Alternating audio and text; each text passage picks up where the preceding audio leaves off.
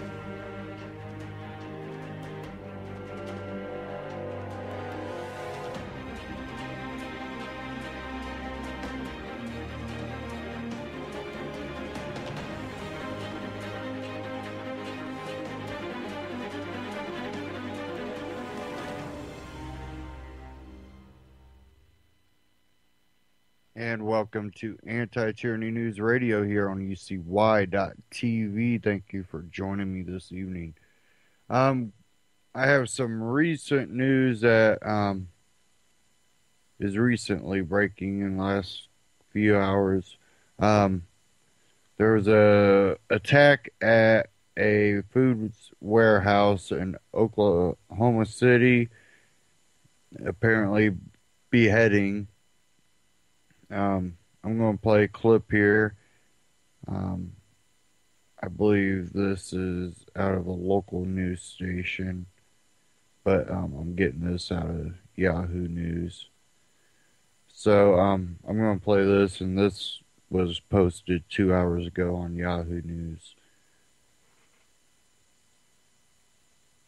Unanswered questions after a workplace fight leaves one person dead and another in the hospital. Thanks for joining us. I'm Paul Folger. I'm Jessica Shambach. An attack inside the Vaughn Foods warehouse and more. That is near Northeast 12th and Eastern. And just moments ago, we got our first look at the man accused of the attack. Let me show you Alton Nolan's mugshot. This is from a previous arrest, and he has a criminal history. We have team coverage of this breaking story. KOCO's Morgan Chesky is at OU Med, where one of the victims is being treated. Wendell Edwards talked to those inside, but we begin with Dave Detling. Dave, what can you tell us at this hour? Well, Paul, Jess, like you said, police have identified that stabbing suspect as 30-year-old Alton Nolan. Let me step out of the way. Behind me, you can see that maroon Tahoe. That is what police say the stabbing suspect drove to this production warehouse and then allegedly went inside, stabbing two women. Now, earlier today, this entire ordeal lasting 2 hours. A lot of people wondering who the two women were and are wondering if they are a mother, sister, daughter, or wife. Sorry for their family, sorry for their loss, and I hope the other girl gets better because nobody deserved to be in that situation like that. It's a situation that started before 4:30 at Vaughn Foods in Moore. Inside this food distribution center is where police say an employee armed with a knife attacked his co-workers. For whatever reason, the male became angry, entered the business, and apparently these are the first people he came in contact with. One woman died at the scene, another taken to the hospital in critical condition. It is not a domestic, no. He is not related to the victims whatsoever. Investigators call the stabbing an extreme case of workplace violence. Violence that ended when an off-duty Oklahoma County Sheriff's deputy working security for Vaughn Foods left the building, grabbed a rifle, returned, and shot the stabbing suspect multiple times. When police arrived, building employees were moved to safe locations. Outside, family members watched and waited as sweeps were done in and outside the building. Once we started determining who witnessed the incident and who didn't, we allowed the employees who have absolutely nothing to do with the incident to go home. And police have not identified the two women involved in this stabbing. Again, a very active scene here at Vaughn's Foods. Again, they are collecting evidence on that suspect's vehicle. Live and more, Dave Detler. And that was Coco, K-O-C-O, local news station.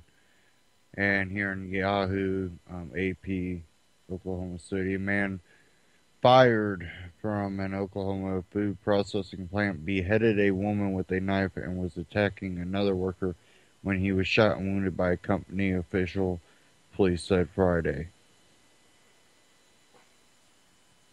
More Police Sergeant Jeremy Lewis says police are waiting until the 30-year-old man is conscious to arrest him in Thursday's attack and have asked the FBI to help investigate after co-workers at Vaughn's Foods told authorities that he recently started trying to convert several employees to Islam. The man, whom the Associated Press is not naming because he has not been charged, stabbed Colleen Hufford, 54, severing her head. Lewis said, yes, she was beheaded, Lewis told the Associated Press before a Friday news conference. Lewis said the man then stabbed Tracy Johnson, 43, a number of times before being shot by Mark Vaughn, a reserve sheriff's deputy and the company's chief operating officer.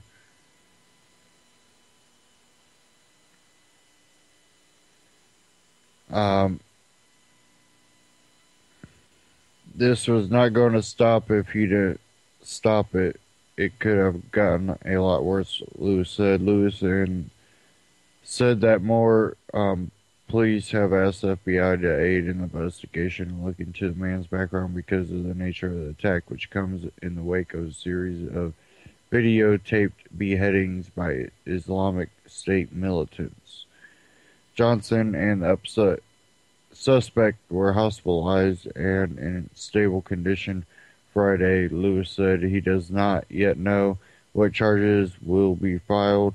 Oklahoma Department of Corrections record shows the suspect has multiple apparently religious tattoos, including one referencing Jesus and one in Arabic that means peace be with you.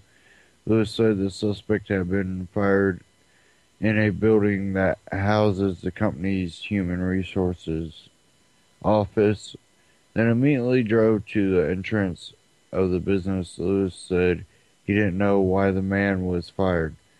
A Vaughn spokeswoman said the company was shocked and deeply saddened by the attack.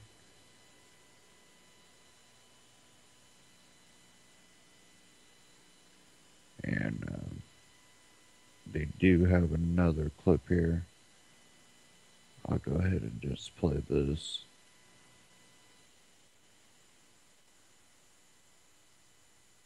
Sorry, so the volume is down. On streaming movies and takeout from restaurants with my City Thank You card. Everyone wins. You mean? Okay, commercial. Of course. We'll get past that. Well, we're getting new information now on a bizarre and gruesome situation that happened late last night in Moore, Oklahoma. This happened at the Vaughn Foods food processing plant at about 5 o'clock Eastern time last night. 30-year-old Alton Nolan, police say, was recently fired from Vaughn Foods. He went in the front door of the Vaughn Foods processing plant there in Moore, Oklahoma, with a knife, attacked a person, an employee of Vaughn Foods, right in the entryway there, and beheaded her, and then proceeded to attack a second employee of the firm. At that point, the COO of Vaughn Foods, who is a deputy, a reserve deputy for the police force there, emerged from his office with a gun and shot Alton Nolan, 30-year-old suspect in this case. Take a listen here now to the police news conference that we got a little earlier today for more details on this bizarre case. After conducting interviews with co-workers of Nolan, information was obtained that he recently started trying to convert some of his co-workers to the Muslim religion. Due to the manner of death and initial statements of coworkers and other initial information that our investigators have gathered, we requested the assistance of the FBI in conducting a background investigation into Nolan. So, Sue, what authorities are saying here is that Nolan had been recently fired by Vaughn Foods, and that is what prompted his rampage yesterday. But obviously, there's concerns that there might be other elements to this mix, given that this was a beheading killing here, and they're asking the FBI to come in and help them investigate. A very bizarre and very disturbing story, Eamon. Thank you very much.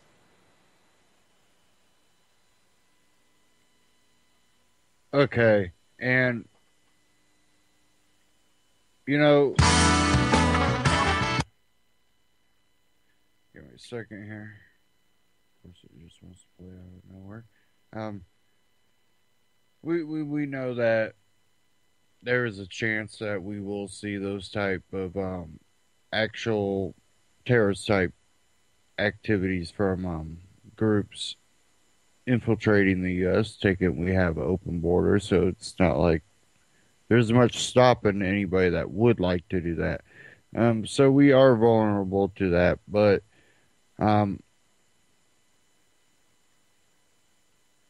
this really comes down to you're going to have lunatics. We've seen them from all walks of life, definitely in workplace violence incidences. This one, whether, it's religiously motivated or because he got fired, or, if he felt he got fired because of his religious views. It gets down to, if you get fired, it doesn't matter. Maybe you don't want to work there if that's how they feel.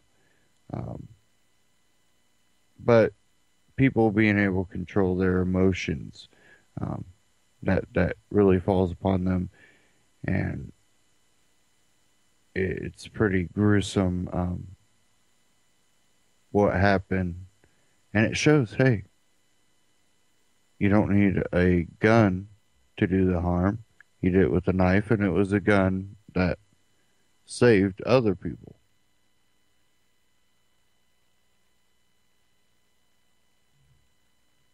But it wouldn't surprise me if you see anti-gun activists also try to use this for some reason to justify stricter laws on guns. It definitely wouldn't be out of the realm of possibilities.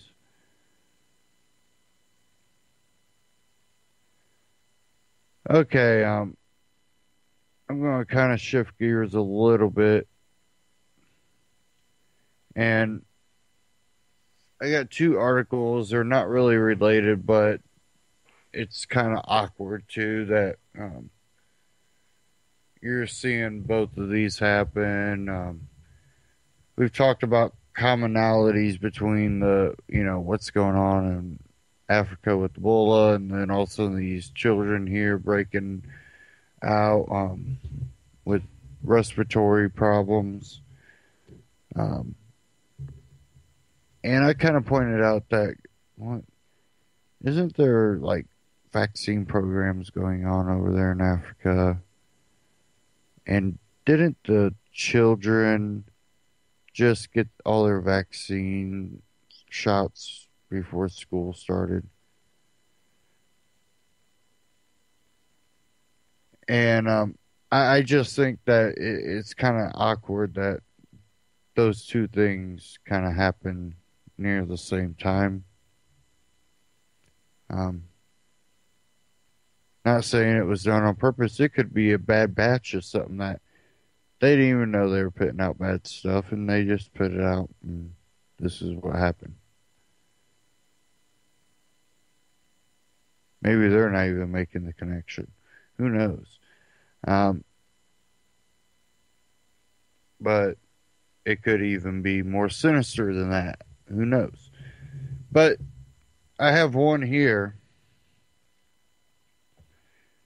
This one I got out of Drudge. Virus probed in paralysis cases in 9 Colorado kids. Posted.ap.org. New York. Health officials are investigating 9 cases of muscle weakness or paralysis in Colorado children and whether the culprit is a virus causing severe respiratory illness across the country. The Centers for Disease Control and Prevention on Friday sent doctors an alert about the polio-like cases. The germ enterovirus 68 was detected in 4 of 8 children tested. Health officials don't know whether the virus caused any of the children's arm and leg weaknesses or whether it's just a germ that coincidentally picked up. The cases occurred within the last 2 months. During the same period, the nation has seen a wave of severe respiratory illness linked to the virus. So, I seen that come out of the Drudge. Then I seen this come out of InfoWars. Zombie apocalypse? Ebola patients reportedly rise from dead. As the incurable Ebola virus continues to tear through African nations, comparisons have been drawn between the disease's victims and The Walking Dead, a horror movie lore. But a new revelation for one of the afflicted regions may add credence to the analogy. A report from the New Dawn Liberia purports that not one but 2 Ebola patients from Nimba County who had died from the disease mysteriously came back to life, to residents' disbelief right before their funerals. From the New Dawn Liberia, 2 Ebola patients who died from the virus in separate communities in Nimba County have reportedly resurrected in the county. The victims, both females believed to be in their 60s and 40s, respectively died of the Ebola virus recently in Hope Village community and the Catholic community in Ganta and Nimba. But to the amazement of the residents and onlookers on Monday, the deceased reportedly regained life. In total disbelief, the New Dawn Nimba County correspondent said the late Doris Quo of Hope Village community and the second victim, only identified as Ma Kebe, said to be in their late 60s, were about to be taken for burial when they resurrected. The report goes on to claim that the victim's supposedly resurrection has reportedly created panic in residents of Hope Village community and Ghana at large, with some rejecting the newly resurrected as ghosts who shouldn't live among them. According to the New Dawn, this is the first known occurrence of Ebola zombieism. As one reader of allafrica.com points out, the most reasonable explanation is that the victims have likely never actually died but were probably still alive in comatose states. If the news is factual, it could give new meaning to federal, state, and local preparedness drills and training exercises being carried out, which primary targets are zombie-like forms created after an organism is infected by a virus or bacteria or some other contagion.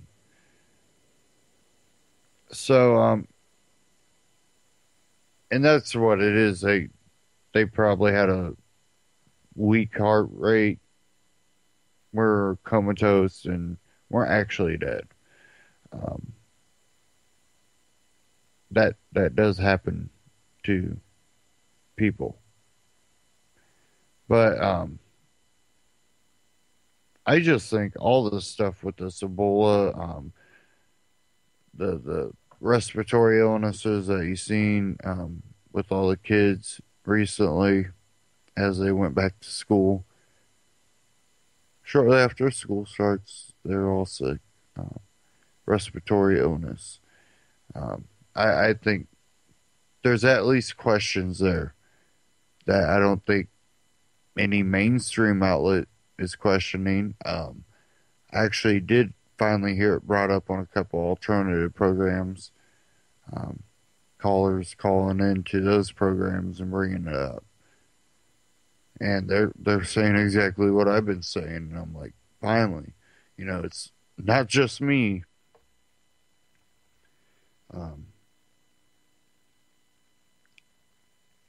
It could just be nothing, but I think that we should definitely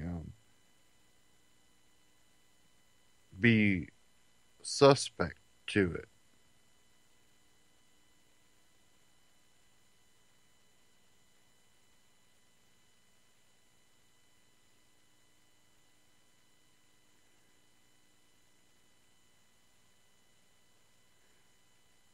And there was another one, Ebola amnesty.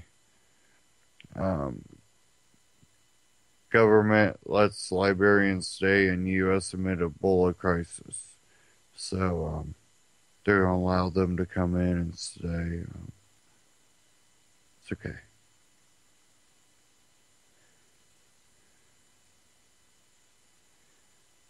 Now, here's one from New York Times. Outbreak of respiratory illness escalates among children and mystifies scientists. 9-year-old Jaden Broadway of Denver being tended to at Children's Hospital, Colorado, which treat about 3,600 children for respiratory illnesses. So it's talking about the photo. An outbreak of respiratory illness first observed in the Midwest was spread to 38 states, sending children to hospitals and baffling scientists trying to understand its virulent resurgence. As of Thursday, the Center for Disease Control and Prevention had confirmed 226 cases of infection with enterovirus 68, but it's likely that many times that number have been stricken. One case involved an adult, and no deaths have been linked to the infection. What the CDC is reporting is clearly the tip of the iceberg, said Dr. Mary Ann Jackson, the Division Director of Infectious Diseases at Children's Mercy Hospital in Kansas City, Missouri.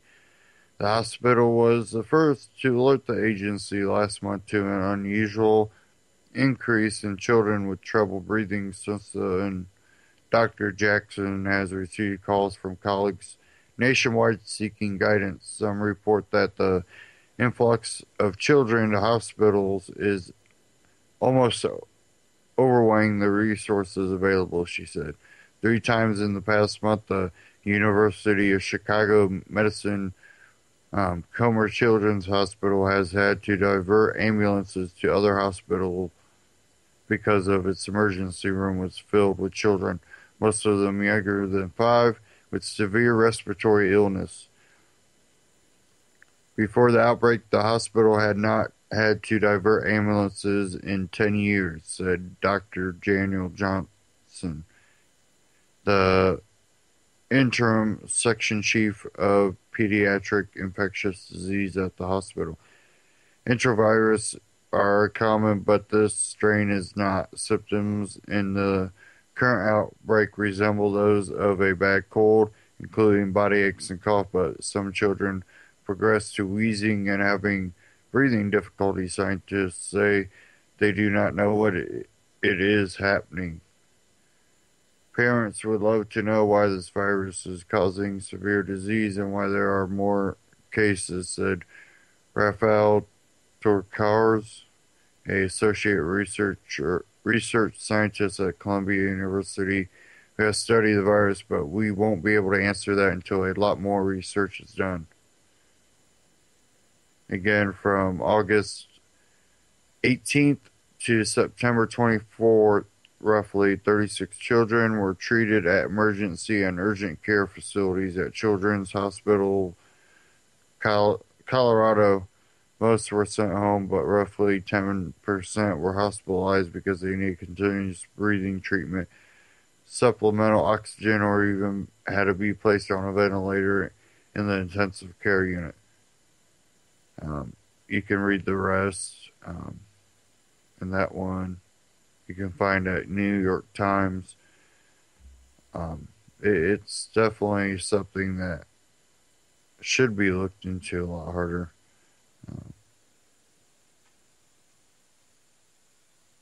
I say find all the shots that leftover vials of all these shots that all these kids were getting in those areas and see if there's any links.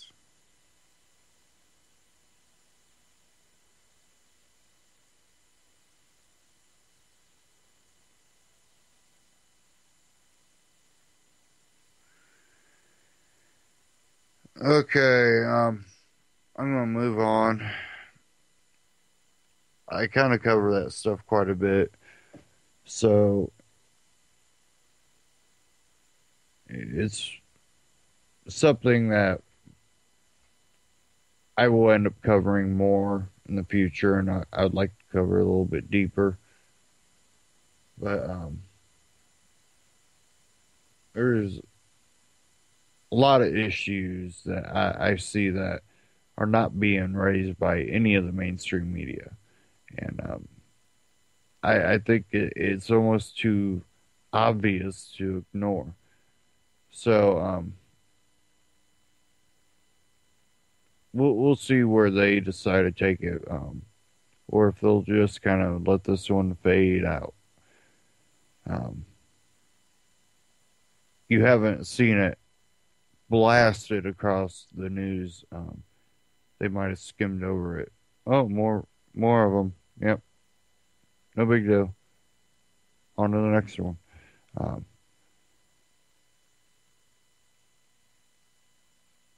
I think that you're going to see more things like this happen. Definitely with the experimental science going on, and whether it be evil or just misguided, I definitely do see problems with it. I have one here out of Ben Swan, changing topics here. U.S. creating perpetual state of war, fighting ISIS while funding ISIS. And I brought this up, and, the mainstream media is still out there talking, saying, arming Syrian rebels to fight ISIS. No. You're arming ISIS and the Syrian rebels, which work together to take out Assad. That is what this is this is doing. And you notice how Rockefellers start pulling their money out of oil? Well, I might have a connection, and I'll get into that a little bit later, but let's play this clip here from Ben Swan, and it's from RT interview he did, but benswan.com.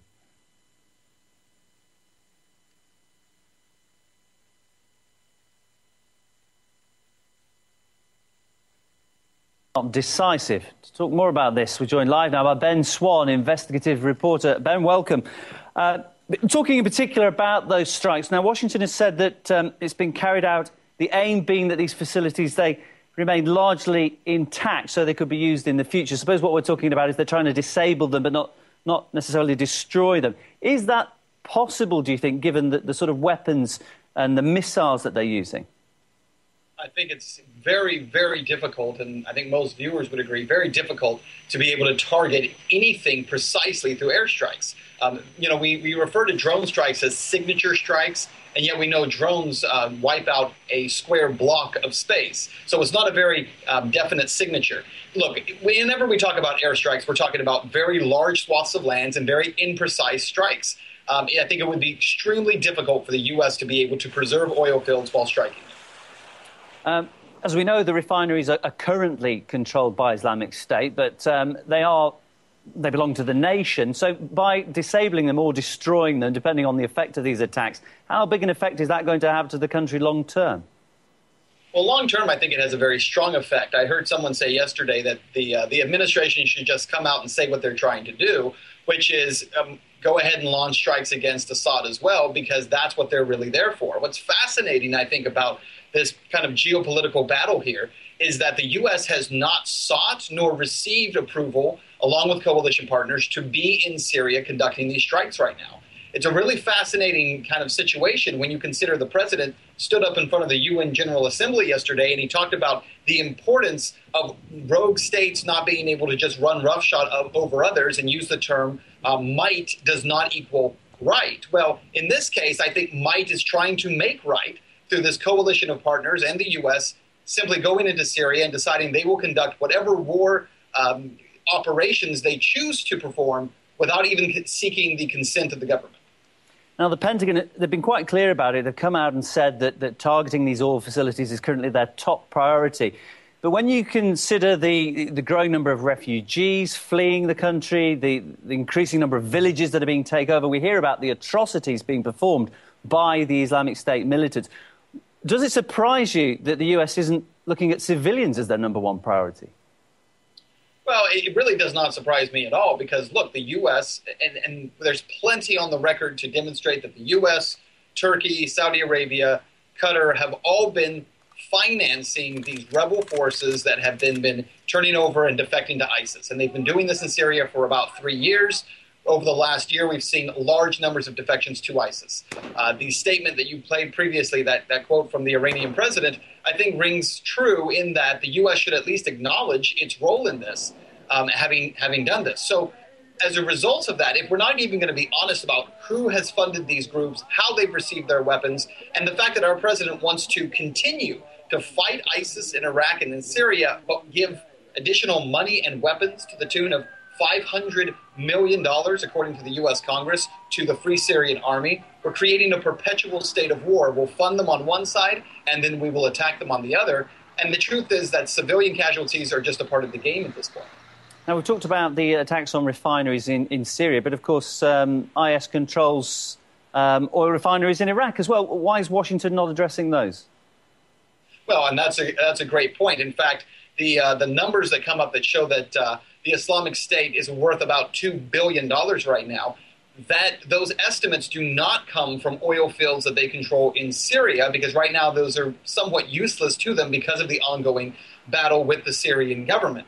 Instead, when you talk about those numbers, it is the Iraq-Mosul oil fields that are really deemed as being a valuable property to the Islamic State. And yet, as you pointed out a minute ago, the U.S. is not really conducting heavy airstrikes on those northern Iraqi oil fields. So it's why that is, I think we could all speculate, but at this point it would just be speculation.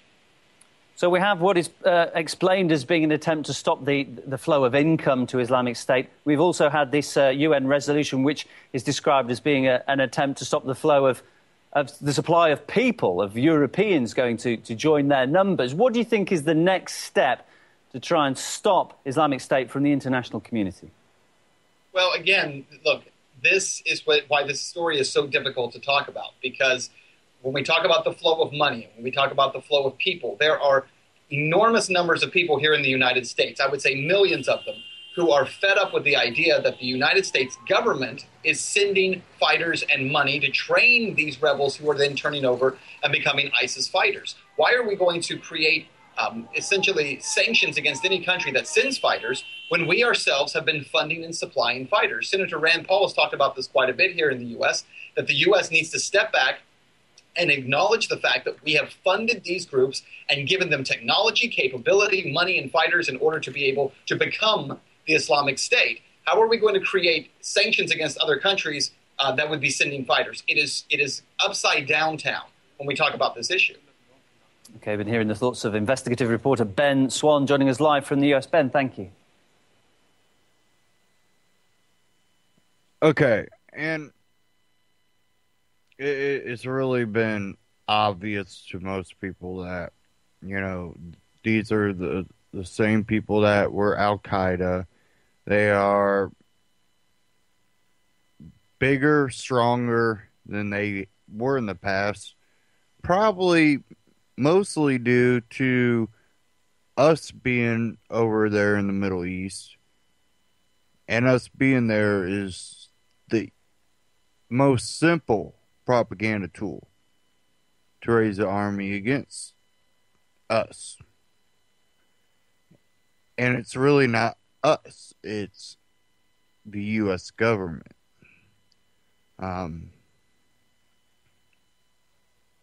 You can say that we have allowed it to happen, but we've been really dealing with our own domestic issues, as we should, as a people. Maybe not the right way, but that's, another discussion. While our government has just run roughshod around the world, being the policemen of the world. Not our role.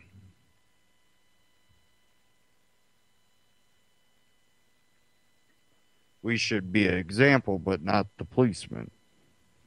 We see our own problem with domestic law enforcement. That's pretty mirrored from our government, which then claims some right to enforce their ways overseas when they can't get our ways right. Not saying that we're as bad as a lot of these other countries, but we're headed that way. So the people that are in charge, that are being more tyrannical and being more I can't even speak today. Wow. They're being more tyrannical. They're going to tell other countries how to become freer.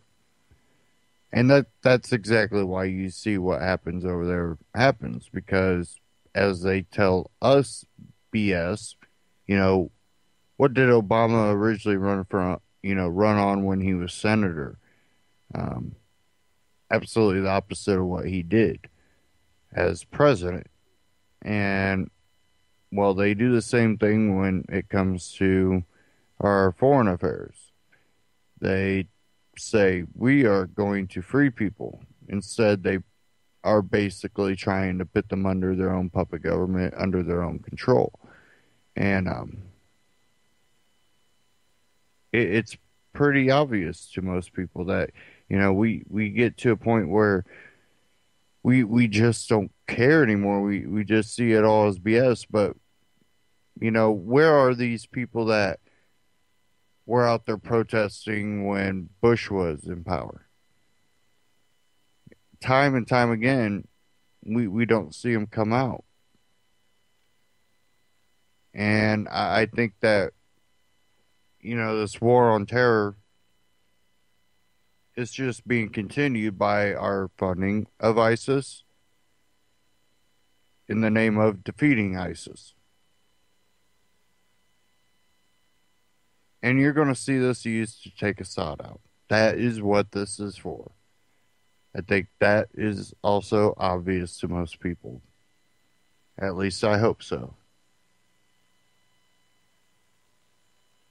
But you don't really hear that from any mainstream media. Just parroting what they're told to say.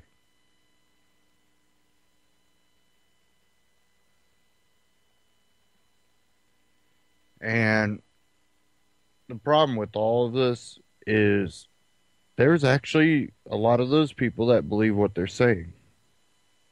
They are truly, ultra extremist. And this will come and bite us in the butt. How long have we been talking about blowback?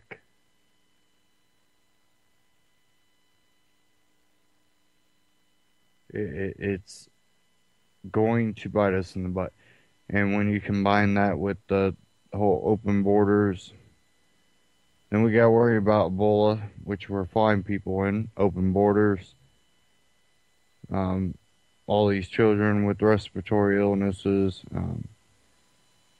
We're in for a hurting. We are in for a hurting. And I don't think it's being realized by most. Then with all this going down, we have our monetary system getting close to a extreme devaluation of the dollar.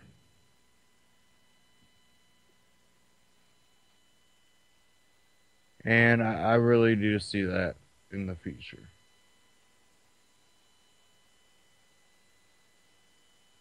So we're dealing with all this, and we're trying to, make it through the day. And, we can let it hold us down, or we can do what we as free-thinking individuals tend to do day by day, to survive. And I think most of you know what I'm talking about. We always find ways of surviving and sticking to our values, our morals of, not harming people, non-violence, working for what you need. And I think we'll continue to do that because if our dollar starts collapsing, I think bartering and stuff like that's going to become even more common. And I think that's something that you should look to take advantage of, because I think it will be extremely important.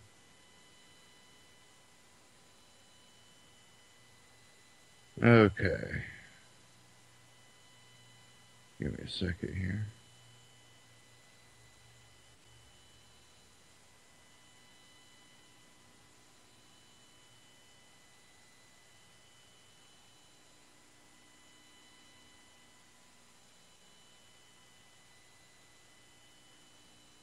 Okay.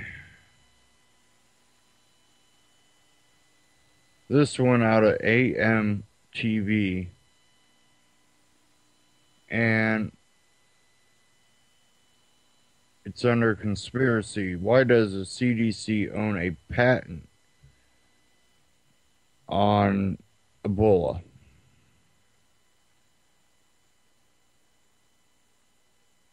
Give me a second here.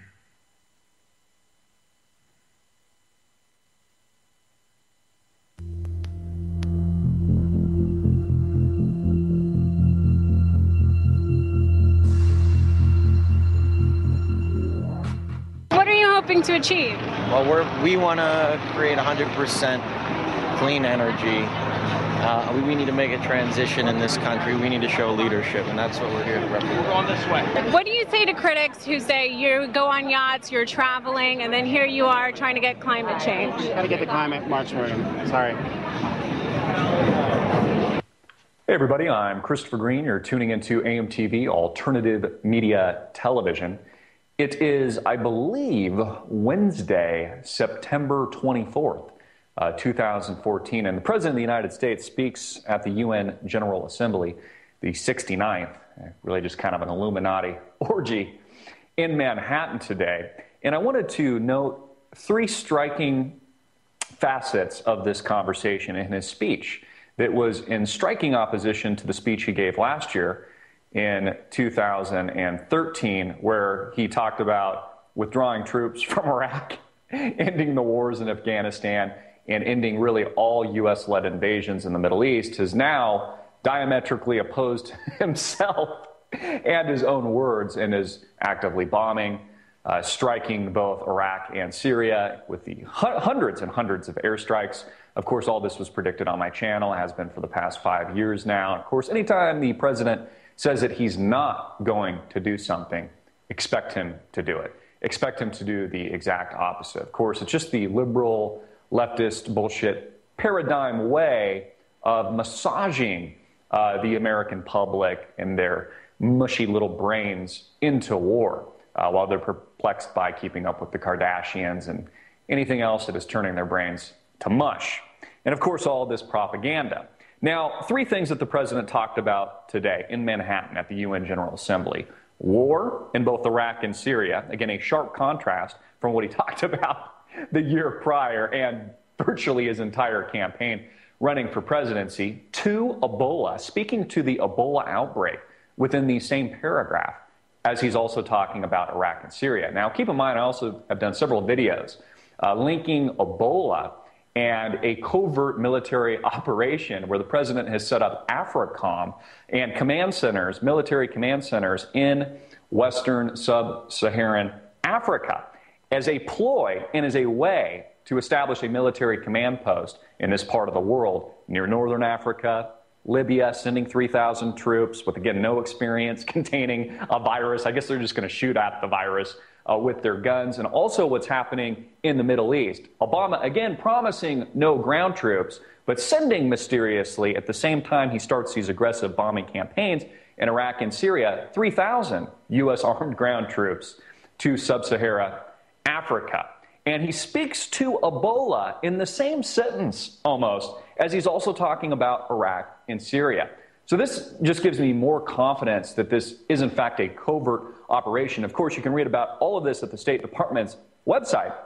You can Google search AFRICOM to learn about these military command centers that they're setting up in Africa with convenient, perfect timing. At the same time, we're engaging in a global war, an all-out war, what people think is a regional war in the Middle East, but it is in reality a world war. He also talks about climate change, which I find is funny, as he's flying Air Force One, his private jets, burning all kinds of fossil fuels, spending millions of dollars on his vacations, owning tons of real estate, and talking about how, we really need to get serious about climate change. I saw Leonardo DiCaprio, also an actor that I appreciate his talent, also marching in New York City just a few days ago with the climate change rally, and of course talks taking place in Manhattan, but also just kind of a farce in and of itself, having recently rented one of the largest and most expensive yachts on the planet during the recent World Cup and owning dozens and dozens of home and flying private jets. You see,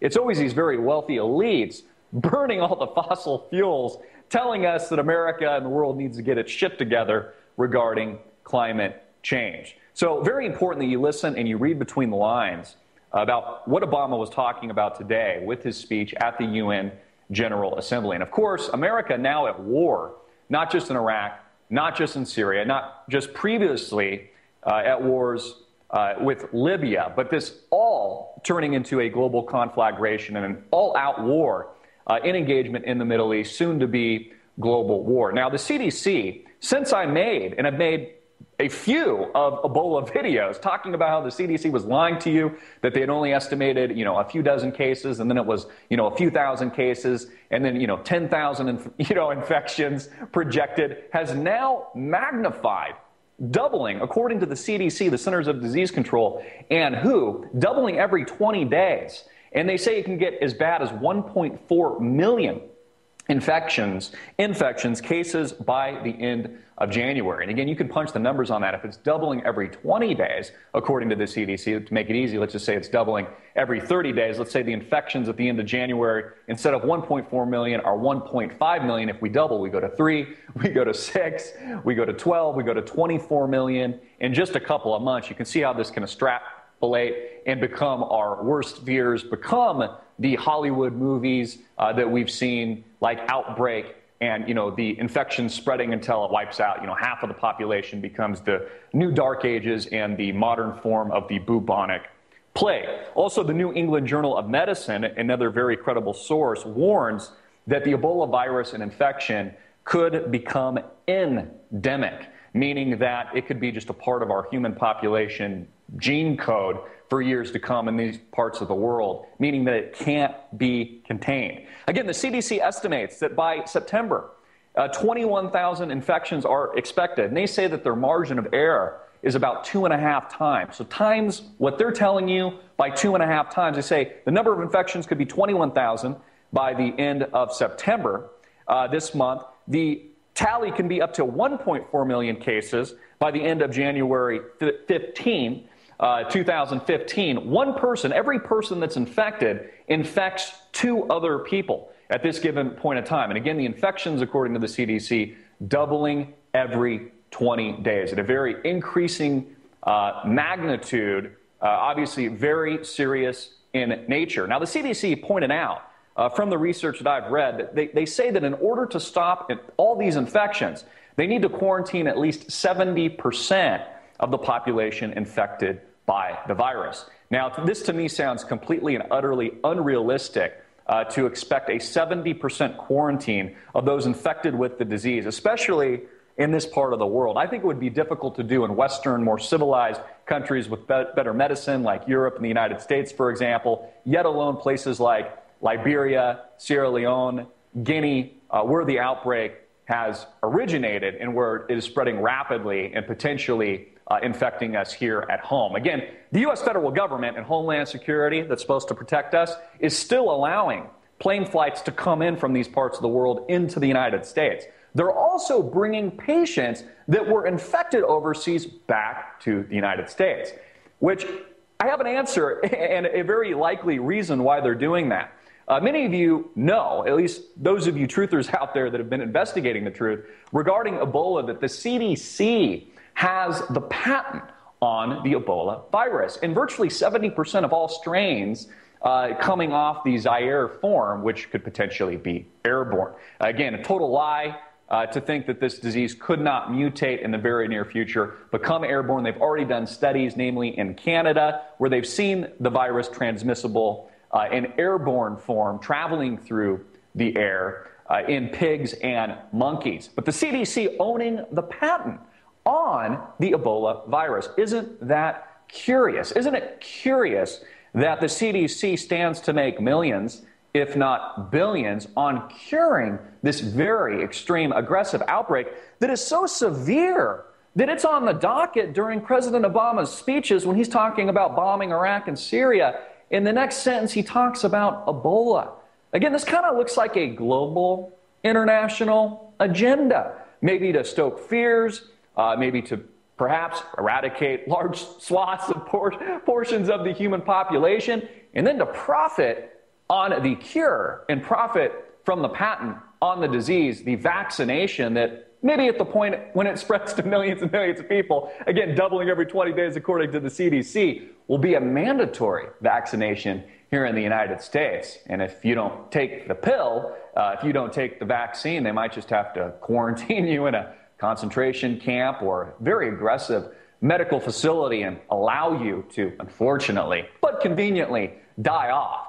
You know, I find all this amazing. Again, war, Ebola, and climate change all being talked about at the 69th UN General Assembly. All this coming, of course, from a scumbag liar, the President of the United States, who just a year ago talked about ending the wars in Iraq and Afghanistan. It was his entire campaign and his re-election. Now at war with numerous countries, a regional war, the entire Middle East, which is soon to outbreak into a world conflict. I believe we are already there, folks. Also, the president condemned today Russia for what they say invading Ukraine. And don't you find that interesting? They're condemning Russia, even though they haven't invaded Ukraine at all, but that's kind of the propaganda and language that the United States is using.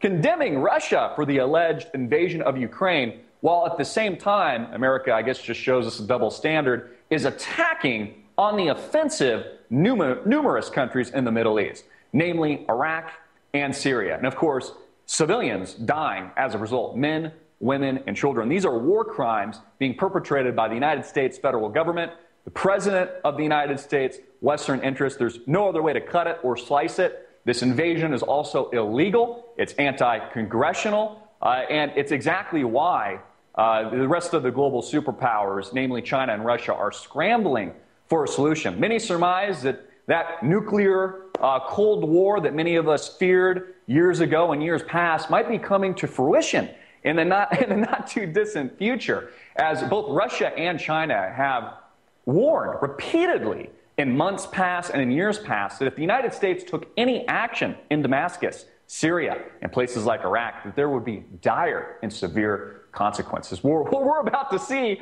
what those consequences are, America. And again, I pray that things work out But the way things are materializing, it really is our worst fears. And your government, the president, all responsible. I'm Christopher Green. Get it out everywhere, make it viral, hard-hitting and in your face, and click the link below to support our sponsor. Okay. Now, you want to know why maybe these corporations might be, supporting this war on Syria? Well, I know here in northern Indiana, Raytheon is located and has got in our contract for missiles and the launch systems. Yeah, I could see how certain areas might not mind war if a lot of their industrial and basically all the way up to all the office or laboratory or whatnot. It definitely is a big industry. And you've seen this during World Wars where all the corporations, even General Motors, really just completely switched their assembly lines to making military stuff. Why? Well, because when it's a war and the government's paying, the government will overpay. Why? Because it's not their money. It's going to come out of your pocket.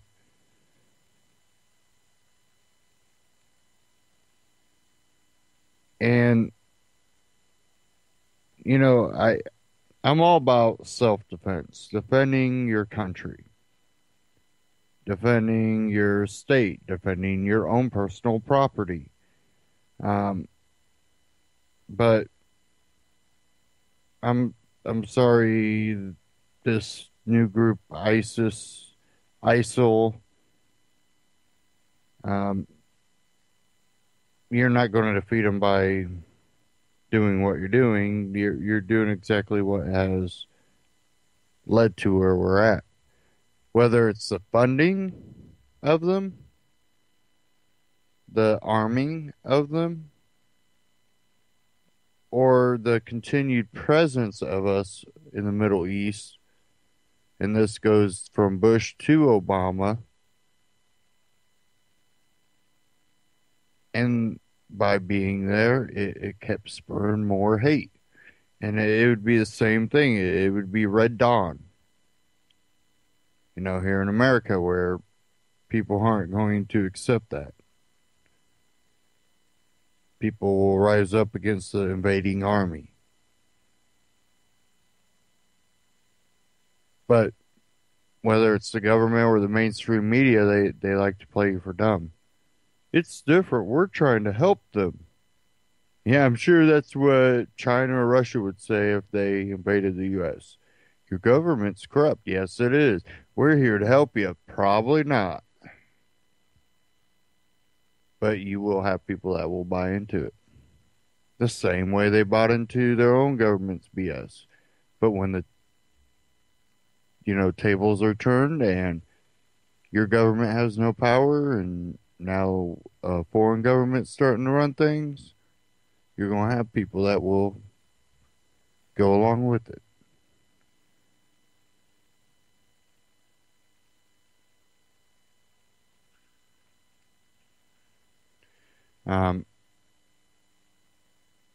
We just have to have common sense when it comes to this and understand how we would react in those situations. How would we react to an invading army?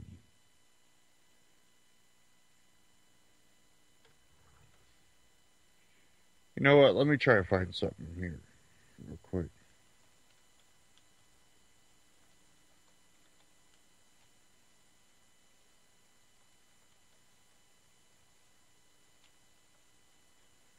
Let me find it here. And this is going back.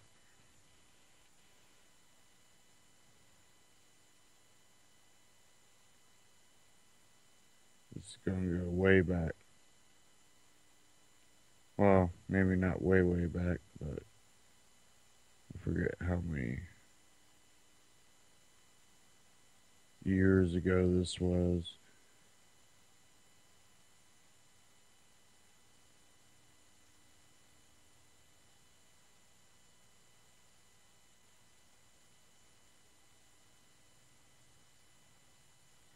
Okay, give me a second here. Having issues.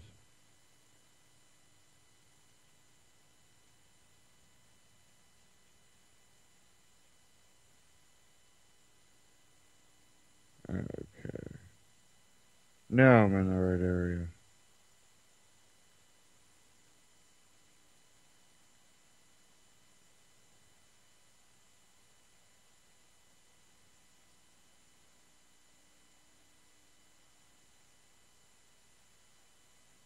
I'm just trying to find the right one.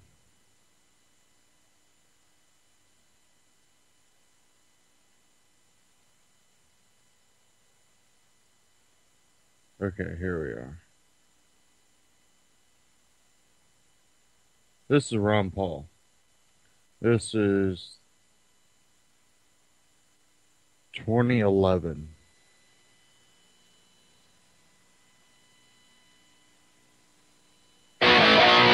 Well, America's asking, and you guys are all over our chat today. We're putting your questions to the presidential candidates, including starting with a question about national debt. Today, the headline is this. A new report from the Congressional Budget Office has some very sobering news for really every single one of us, including projections that government spending as a share of our economy will increase by nearly 70% by 2035.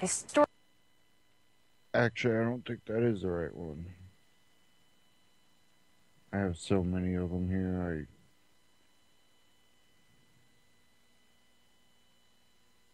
I can't remember.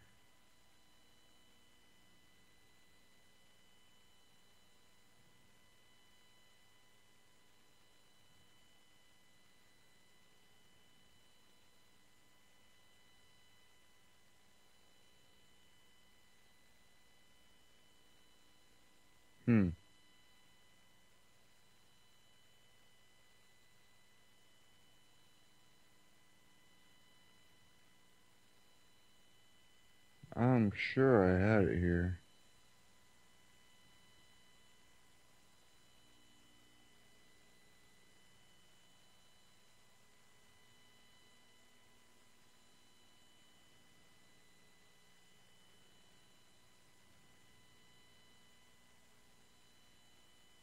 I'm gonna play this. Oh, I know where it's at now. Okay.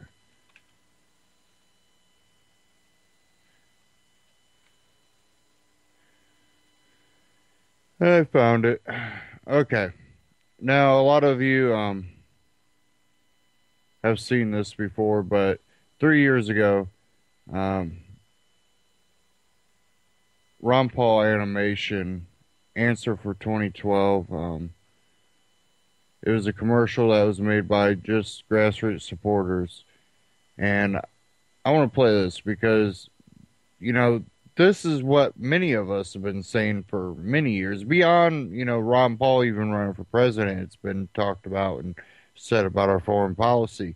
And the problem is the consistency hasn't been in, well, when people stand up if Bush is there, but they won't stand up with the libertarians when it's Obama. Like, you're not actually doing it for the right reasons. And many libertarians have been talking about this. But I'm going to play this here.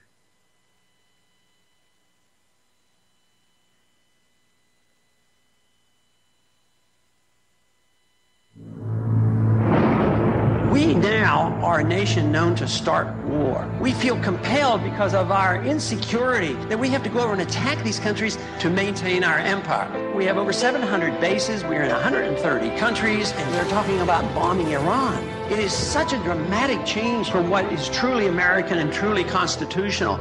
I don't want to run the world. The Constitution doesn't give me the authority to run the world. We ought to mind our own business is what we need to do.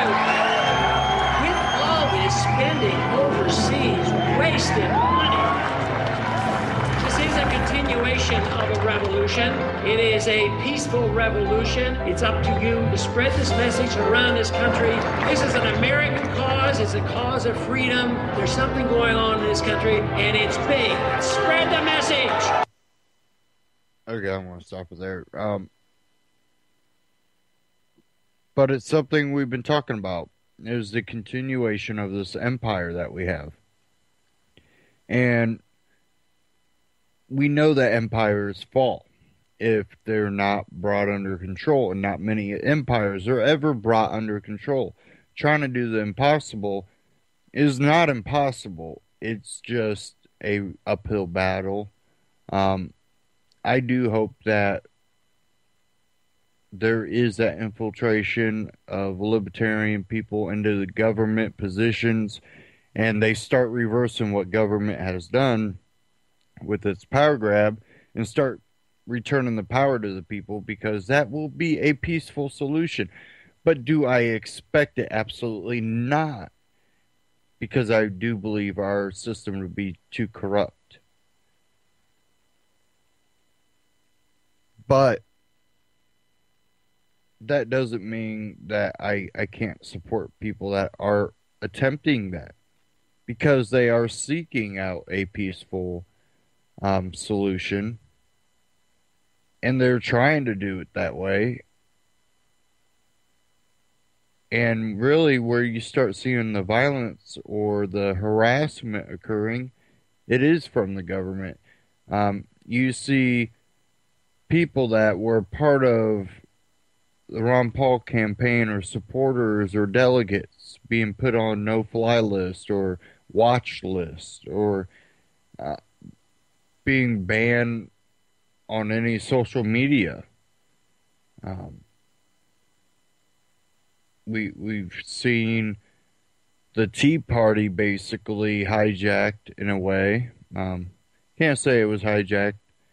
It was just that many libertarians really looked at it as something that should stay 100% grassroots. By that, I'm meaning no central organization, no 501c, whatever it is, none of that. It was going to remain grassroots. It was going to be the money bombs. It was going to be buying gear from the Ron Paul campaign, wearing T-shirts. It was never meant to be this big, organization, multiple organization basically, but they're all supported by the same people. That's not what it was originally meant to be, but those people aren't gone. A lot of them have moved on to more libertarian talk, philosophy, civil disobedience, looking more at state solutions, not believing that there's any chance of any type of infiltration in the federal level, which I can't blame them. And I really do believe starting local is really the main solution. It doesn't matter what some people say in Washington, D.C. If the rest of the country decides, hey, we're going to handle everything locally and screw you guys, we're nullifying your power.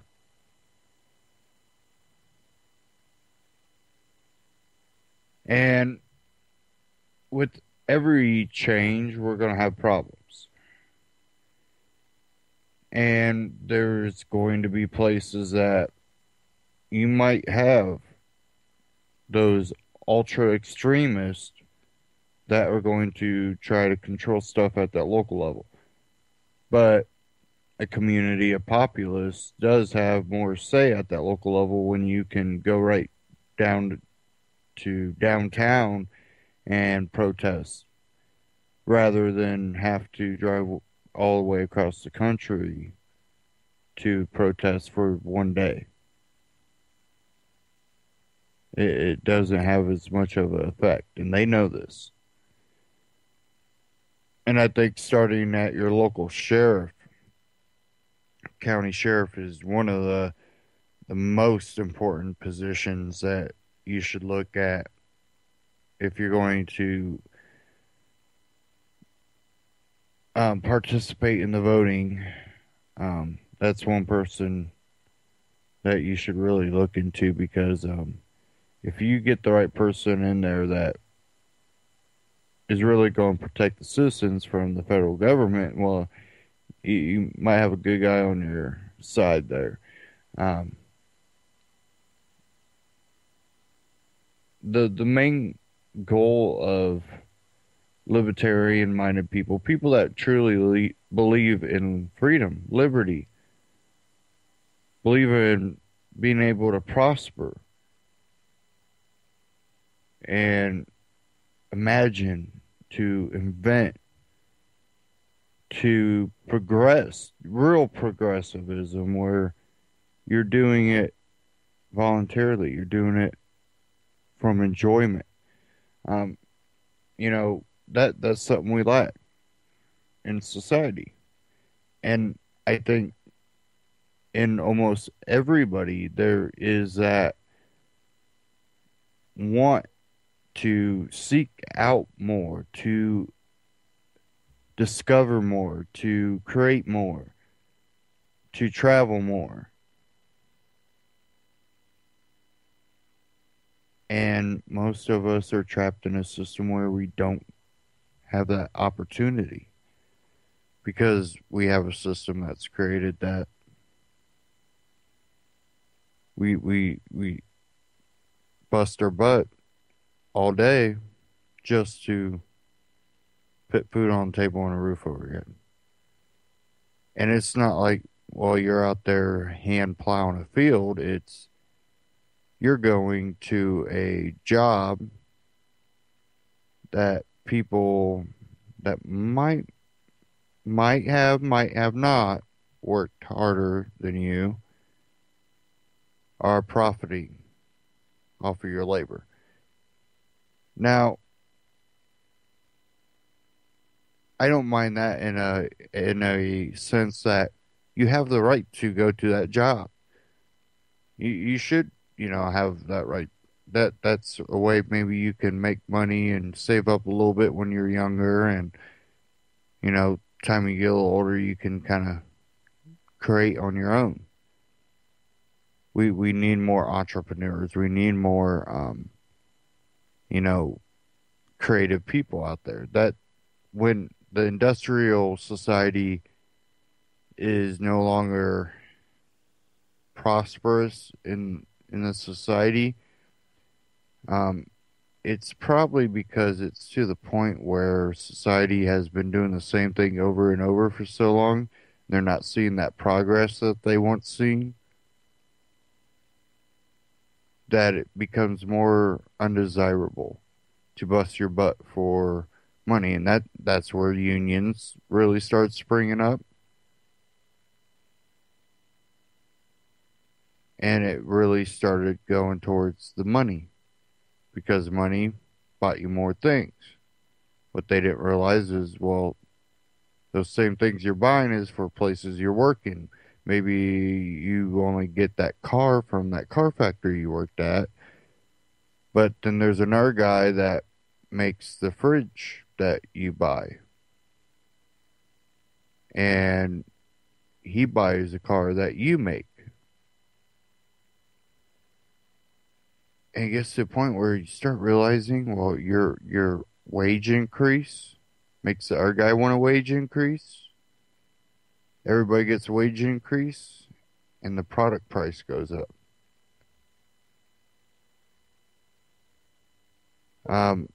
I think we got to a point where we should have realized that these type jobs should be the entry level jobs and understand what entry level means.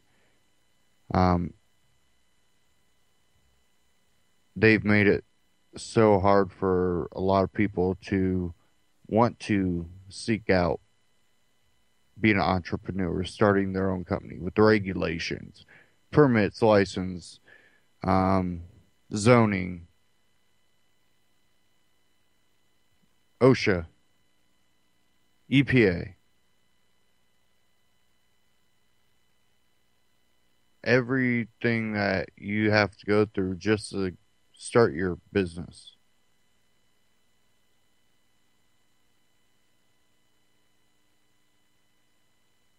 It becomes a thing where people are like, wow, that's just too much risk. I don't have anything to risk to that extent. I'm just trying to survive, and it scares people off. I think there's a lot more talent out there in the world than people allow themselves to exhibit, and that's partly due to that.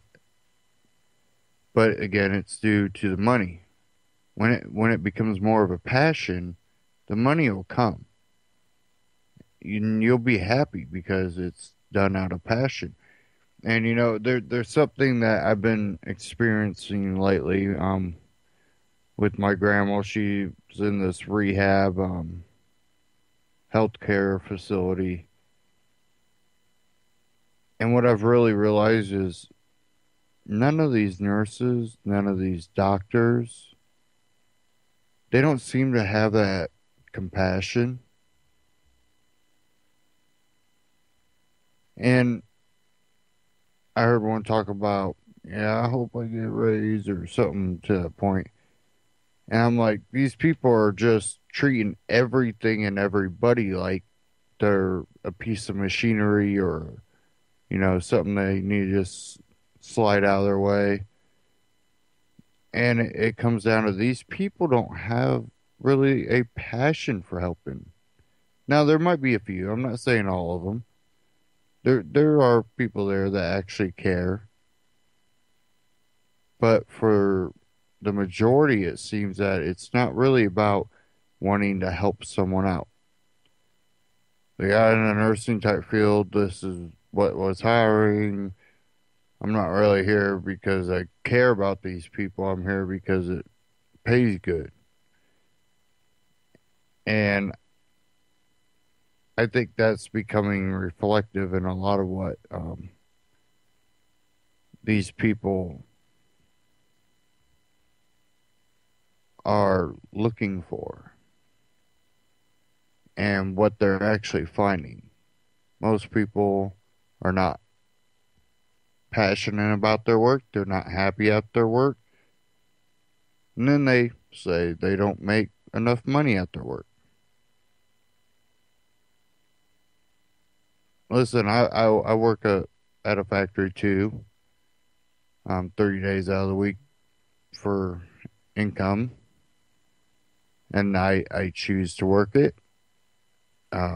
It's a local owned factory, family owned. I don't make a lot of money.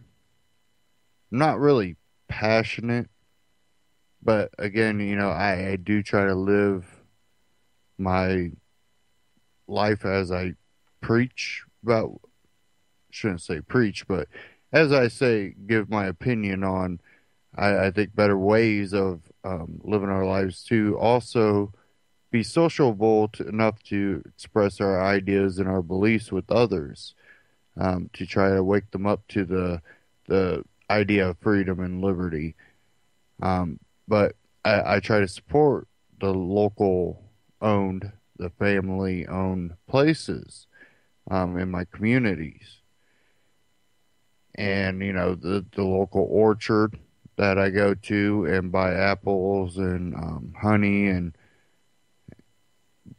apple cider, no preservatives, no added sugars or nothing. I try to support those type of companies. One way is I work for this local factory, and when I take a job on, I try to do it with passion. I have pride in my work. I want to put out a good product, not only, for the company, but also to represent me. I take a, pride in my work. I take passion into what I do. Otherwise, I'll just go home. And, if I got a vacation day, I might not be feeling it that day and don't believe I can produce because either my back is killing me or just not feeling too hot that day. I might take a vacation day. Try not to, but try to save those. And I do got plenty of them right now. So hopefully here soon I'll be attending some more events, getting some interviews and footage. And I definitely hope you all stay tuned for stuff like that. Getting the studio finished up and be broadcasting out of it and bringing a lot more information and hard-hitting shows and broadcasts and interviews. And I'm doing this out of my pocket. And, your support is always helpful. If you go to anti-tyrannynews.com, there's book recommendations. Even if you need something from My Patriot Supply or get a water filter, a gun safe, there's all kinds of things that you can do to help support, what I'm doing. But I always try to give the shout out for UCY.TV because of the platform, everything that has been provided to me and the other hosts here on UCY. And go to UCY.TV. There's an Amazon button there. Click on that button. Shop Amazon. Things that you'd buy every day. Go to Amazon through UCY. And you'll get them for the same price. And you'll be help supporting networks like this that give you a wide range of voices and ideas on life, science, prepping, politics, non-politics, philosophy. And it's you listeners out there that, spread the network around, that help support the network. We do it for you. We do it for the people that haven't discovered UCY. We want more people with different viewpoints to be a part of it. And we need to find solutions, peaceful solutions for the future before we end up in a violent revolution. Because I truly think the people that are in power want a violent revolution. They don't mind a violent revolution. It'll play into their hands. And they'll make money off of it. They'll get rich off of it. And, I have a clip here I want to play from We Are Change. And this really kind of stunned me. In a way, it stunned me. In a way, it didn't. Sting. A lot of you know who Sting is. Well, he says something about Obama came from God. And it kind of amazes me because Sting grew up in a town that was a shipbuilding town, and he watched it that shipbuilding start coming to an end. That whole industrial, and we know that whether it be Bush, Obama, any of them really, that they've really taken down the industrial might of a lot of Western countries, actually.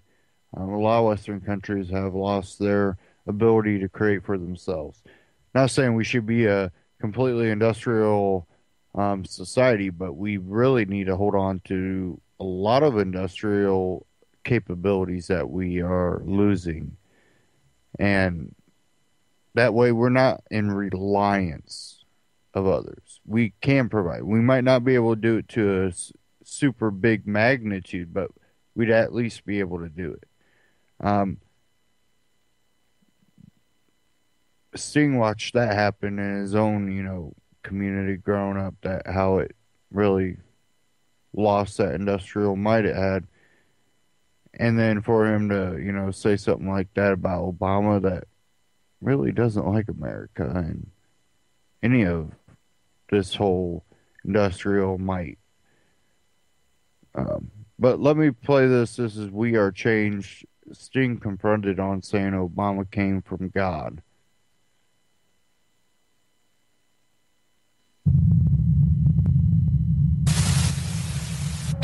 Sting, how are you? My name is Lugardowski from WRC, and I was wondering if I could just talk to you for a second. I mean, you're here at this climate march, and I was wondering what your thoughts are on President Barack Obama. Say again? What are your thoughts on President Barack Obama? Well, I'm English and a guest in this country, so I don't really have an opinion that matters. I know there was a comment before that said that you said, do you think he came from God to help fix us from this mess? I was very happy that the man could speak. I thought he was an eloquent speaker. He definitely is an eloquent speaker. But I was wondering, what do you think about the Department of Defense being the largest polluter in the world, and Obama expanding the war on terror? I think you're probably right. You're probably right. Do you have any further comments on the government here and what it's doing? It's not my place. Not my place. Are you here to support any specific cause or issue? I've always been in support of indigenous rights, and I'm happy to be marching with the indigenous group here because their message has been consistent from the beginning of this whole thing, that what was affecting them in the front line will affect the whole world one day, and it's coming to pass. So I'm glad to be marching. Thank you. Awesome. This is Lugardowski of WeAreChange.org here at the 2014 Climate Week March in New York City. And as you just saw, we talked to Sting, who has no opinion on Barack Obama, even though he does fundraisers for him, charity events, and promotes him and says he came from God to save us from all the troubles in this world. Now, one interesting thing about the conversation I had with him, you saw he has no opinions about Barack Obama at all. That's because his PR person pretty much tells him what to do. And this is all pretty much a show and pony, bread and circus kind of show that you're seeing in the mainstream media. Sting has a lot of followers. A lot of people follow him aimlessly. And because Sting supports Barack Obama, a Sting supporter is automatically going to vote for Barack Obama. That's how people in charge become in power. It's propaganda. It's all fake. It's all PR. And then they use this bread and circus to trick us and fool us. And as you can see, these people actually have no opinion at all about the real issues that concern them. They supposedly care about climate change, but they won't deal with the fact that the Department of Defense is the largest polluter in the world. And that's a recorded number. Now, it's pretty much up to you to make up your own mind, but my only advice is never follow any man and never put him above yourself.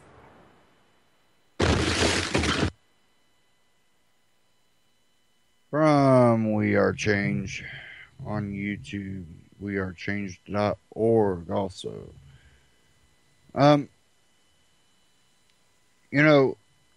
We see this so much that a lot of these people that support Obama, they're not supporting Obama, they're supporting their careers. They're supporting their ability to make money, to continue to prosper. Definitely when you've seen this big, huge outpouring of the youth for Obama. So, of course, the every celebrity that wants to sell a movie, get better ratings on their TV show, sell a hit record, want to come out. Now, it's also getting to a point, though, that we see a lot of people that did support Obama at the very beginning, not doing it anymore. And why is that? Because, well, much of what he said was lies. Well, what happened to the other people that were supporting him? Well, they weren't supporting him because of what he was saying. They had other reasons that had nothing to do with his policies, had nothing to do with the direction of the country. It was either racially motivated or it was bandwagon Democrat motivated.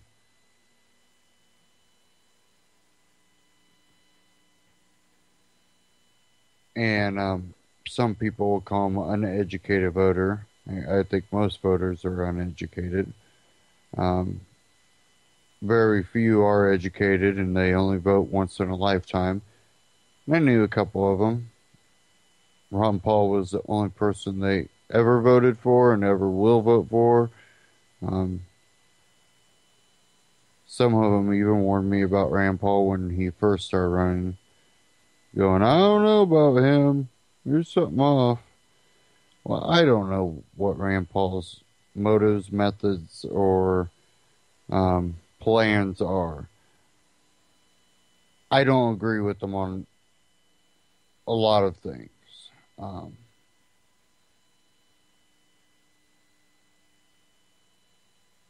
If he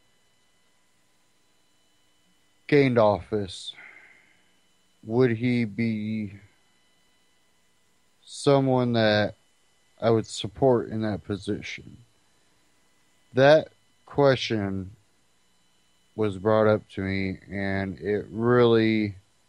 that one baffles me. Maybe I would support him in a vocal way if he's doing the right things.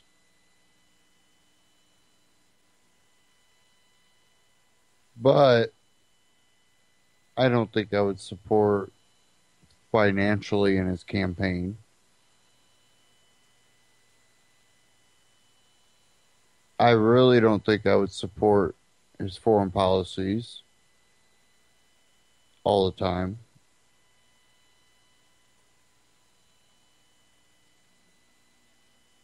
And really, it does come down to what he actually does. Not what he says, what he does. But I don't have trust in him. As a libertarian, I do not have trust in him. And like many people have said, he's not his father. But many people also claim that he's playing the game better than his father ever did. I don't know about that. And if that's the truth, you would have to see it before you could believe it. He could say, I'm just playing a game and go and do something. Not saying he actually said that, but you know, he could lead you to believe he's playing the game and really is a libertarian, and then you find out he's not playing the game. That's again why I just don't see the solution ever coming from the federal level. I think it really has to be something local. It has to start at the local level. And I think that's the only way we see a peaceful movement towards freedom. Something has to change. Our government is just getting way too large that no longer is there any refuge to try to seek freedom, really. And that's why you see more people speaking out. More people, creating a website. More people creating Facebook pages. More alternative networks and media outlets. Think about this. Think about 5, 10 years ago. Think about 5 or 10 years ago. Right in between there, how many alternative radio, alternative video networks that were talking about freedom, talking about prepping. They weren't everywhere. There were few, and they started kind of popping up. You know, before you knew it, you had about 5 of them. And there were like 6. And now, not only do you have all these networks, you have blog talk. And yes, the other side's taking advantage of it too. But there's what you find out is there's people that consider themselves left, but really they're not any more left than you are as a libertarian. They just grew up with a family that said, you know, Democrats are for the poor people. You're poor, so they're for poor people. Or your dad was a businessman, so he was a Republican. Weren't really any more conservative than you are. And you're a libertarian. What you find out is more people have things in common than you would really believe.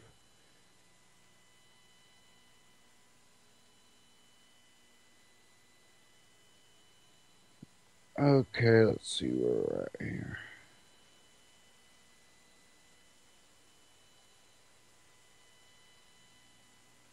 Trying to get this website to pop up, but it's not wanting to load.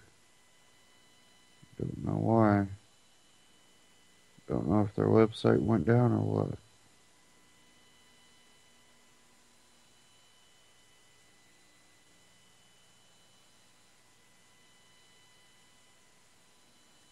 Huh.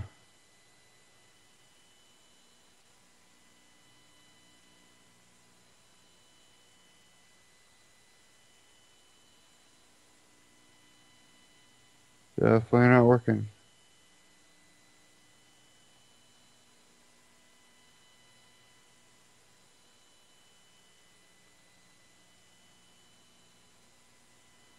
Okay, well, while I try to get that back up, I'll open a different browser or something and try to read it. Might pull it up on my phone, see if that works. While I do that, we're going to play one from Change the Channel on YouTube, and that's DA, duh. Change the Channel.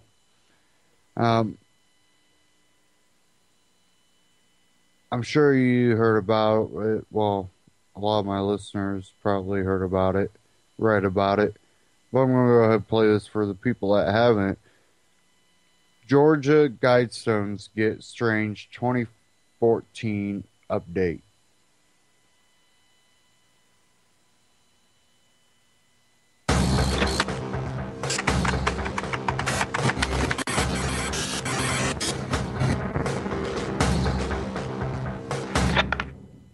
The mysterious Georgia Guidestones, which some see as an elite InfoWars. manifesto for neo-eugenics and population reduction, have received a strange 2014 update. On a recent visit to the Guidestones, the YouTube user Kafka Winston World filmed this footage, which shows that a new block has been added to the top right-hand corner of one of the stones.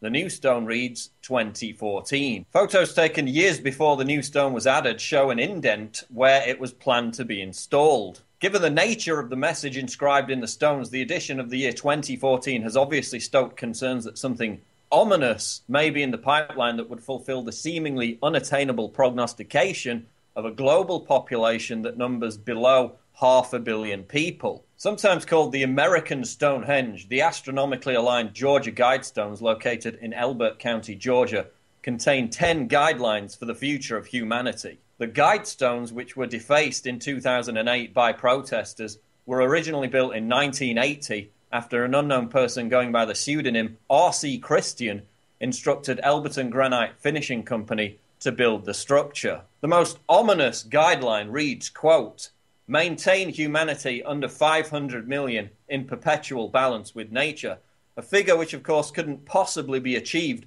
without either mass genocide or draconian and long-lasting programs of population control even more extreme than the one-child policy in China, which is enforced via punitive financial penalties and brutal state-sponsored kidnappings and forced abortion. Indeed, the official guidebook to the Georgia Guidestones lists the purpose of the monument as a message to the world of the pressing, quote, need to control human numbers via, quote, control of childbearing by programs of population control instituted by governments worldwide as part of a move towards the establishment of, quote, an effective world government. So this monument is basically an homage to a world dictatorship which would impose population control measures on humanity as part of a creepy, authoritarian, Brave New World-style cradle-to-grave tyranny dressed up as a utopia. And it's rife with hypocrisy,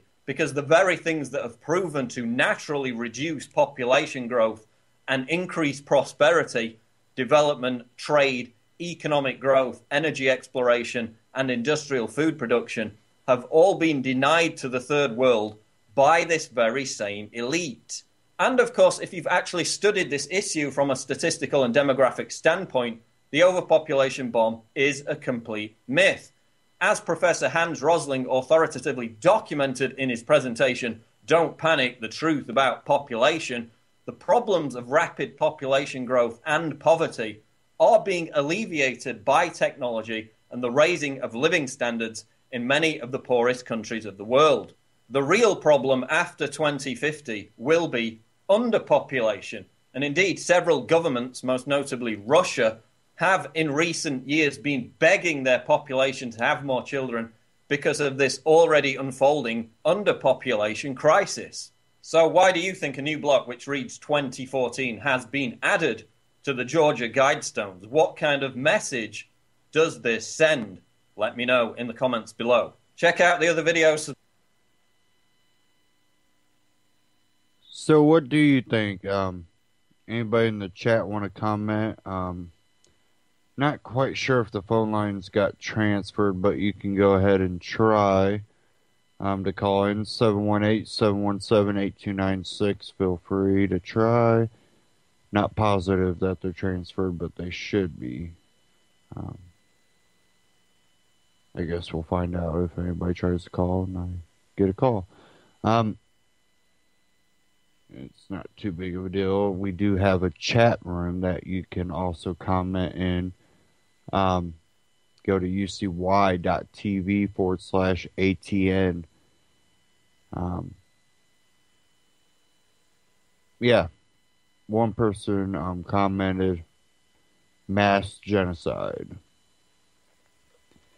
And it's pretty weird. I really do.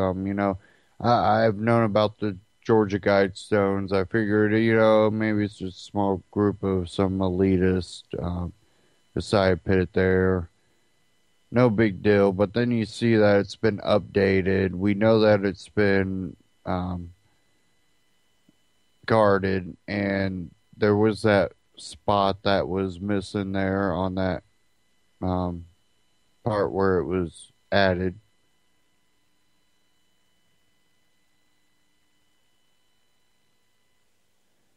And someone in chat said, if you live there, I'd say bulldoze it. And many people have tried to do things to it, and I know have been caught, arrested. It's protected. It's a protected monument to I don't know what. And with everything going on, it does put you almost in a paranoid state. But I don't think that people should be in that state. I think definitely if you're listening to this broadcast, if you listen to other broadcasts, you're aware that these things can happen. I hope you're mentally preparing yourself that these things could happen. You plan the best you can. You prep the best you can. You diversify. how you put your wealth into things, you prepare yourself, because we know there are crazy, sick people out there.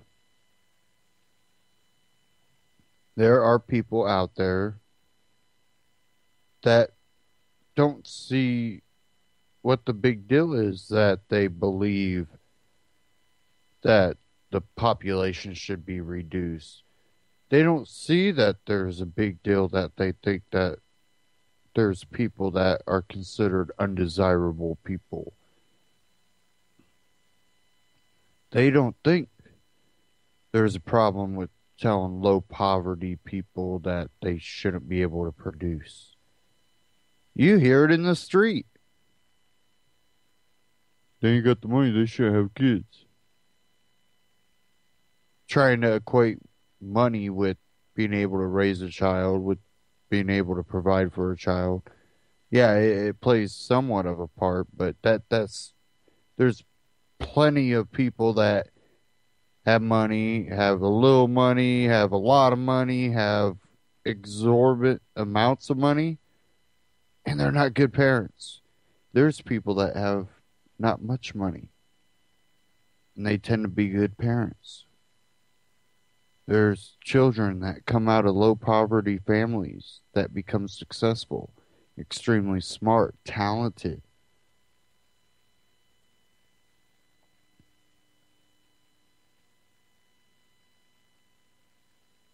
This ideology is a sick ideology, but it's not something new, and it's been around. We had eugenics here in America, where people were forced sterilized. There was forced abortions.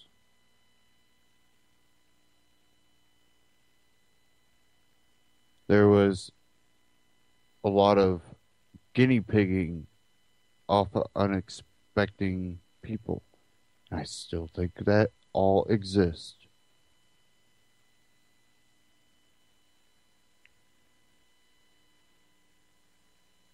And, when I see the type of talk or the writings, what these guys don't say, and then you look at things like Agenda 21. Then you look at things like the climate change, the things with the vaccines, and what Bill Gates says about population, CO2 and climate change, and how you can reduce the population with vaccines.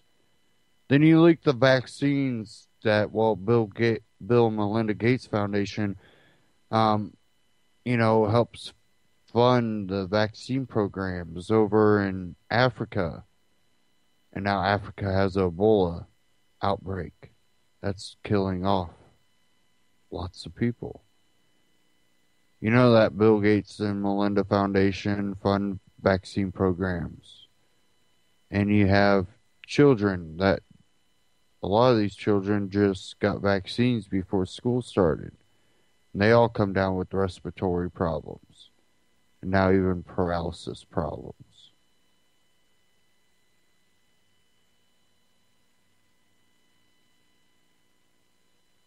And someone mentioned he also said food. Yeah.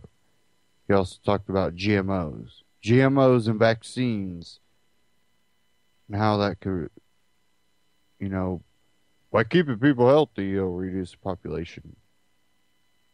Healthy and what kind of ideology?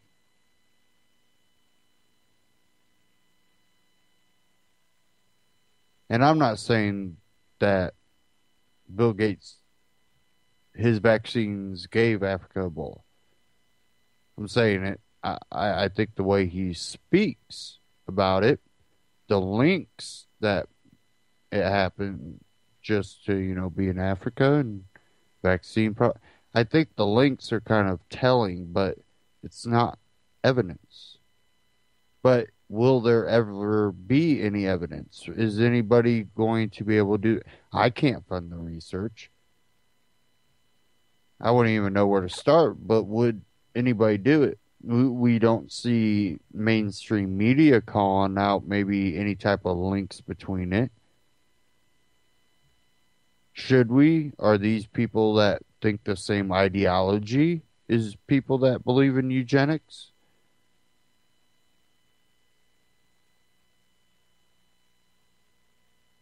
Do these people think they're superior? Are they brainwashed?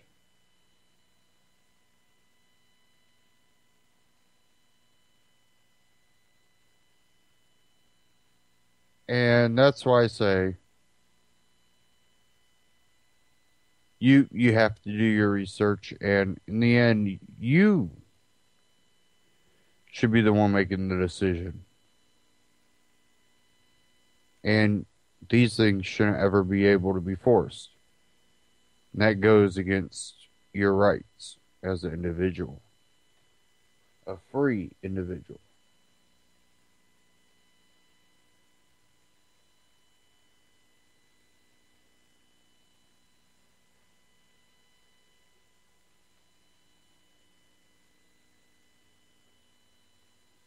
Okay. We are coming up towards the end here.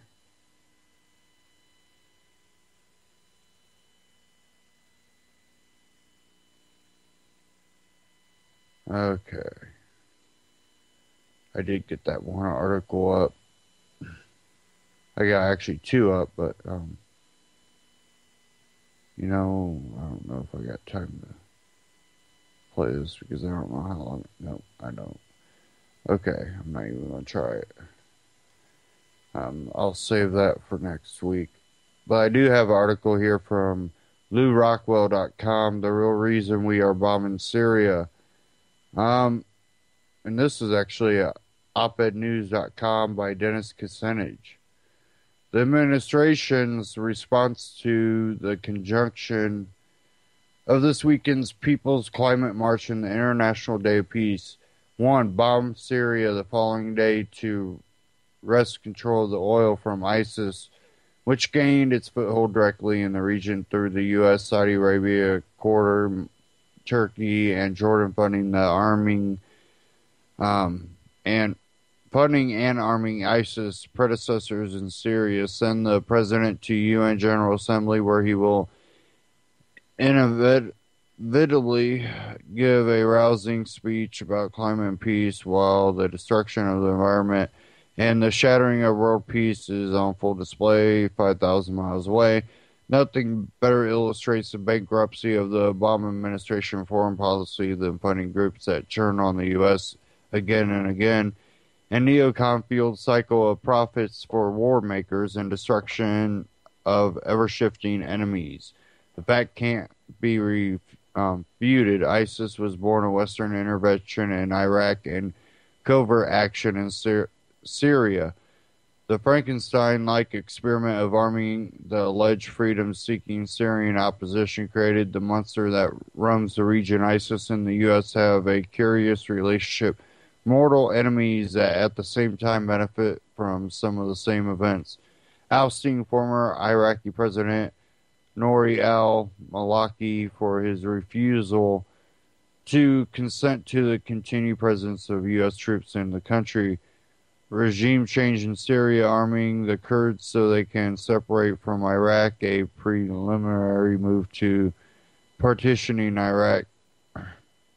What a coincidence for war profiteering neocons in the war industry, which has seen its stock rise since last week's congressional vote to fund the rapid expansion of war.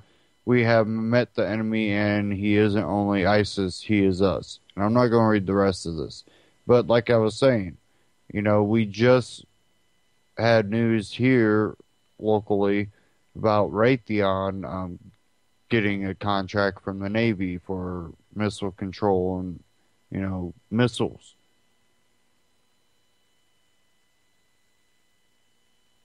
So, of course, you have people on the right and the left championing this. It's a profit. I'll read just a little bit more of this. Phase 2 of the war against Syria is an induction of 5,000 moderate mercenaries as opposed to immoderate ones who were trained in Saudi Arabia, the hotbed of Wahhabism, at an initial installment cost of $15 billion. These new moderates will replace the old moderates who became ISIS just in time for Halloween. The administration, in the belief that you can buy, rent, or lease friends where they otherwise do not exist, labor under the vain assumption that our newfound comrades in arms will remain in place during their 3-year employment period, ignoring the inevitability that those friends you hire today could be firing at you tomorrow. One wonders if Saudi training of these moderate mercenaries will include methods of beheading which were popularized in Saudi government long before their ISIS protege took up the grisly practice. The U.S. is being played. Qatar and Saudi Arabia can now overtly join with the U.S. in striking Syria after they have been covertly attempting for years to take down the last secular state in the region. We are now advancing the agenda of the actual Islamic states, Saudi Arabia and Qatar, to fight the ersatz Islamic State of ISIS. Now, what I've been telling you is they've been wanting, when Glenn Beck talks about the caliphate, it's the Ottoman Empire. Think of the Ottoman Empire. When he talks about that, he's talking about, the whole thing about they were promised this land anyways. And the thing is, it's being done by one of the roughest dictatorships, the roughest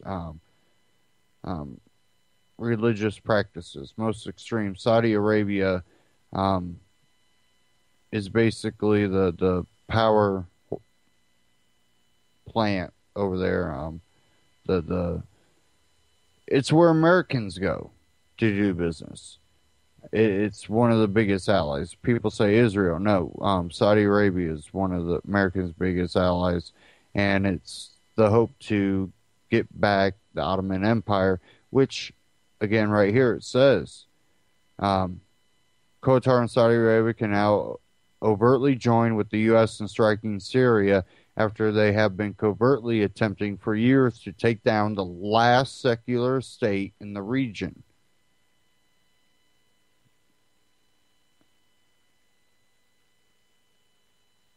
People go, Saudi Arabia, we don't even do that much oil with them. Why are we, when Saudi Arabia is the Ottoman Empire and we helped them and we were the only ones that helped them, all the other,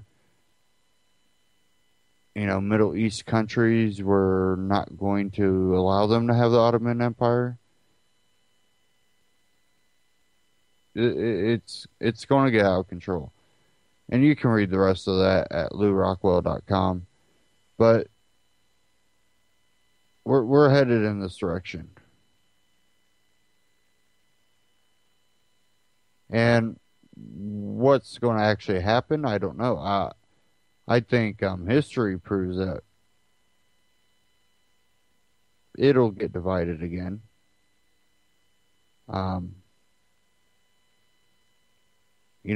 Think all they have to do is, we got a Republican in office now. No, we're not going to support this caliphate. Oh, you just turned the table, so now we have many, many, many, many more years of war.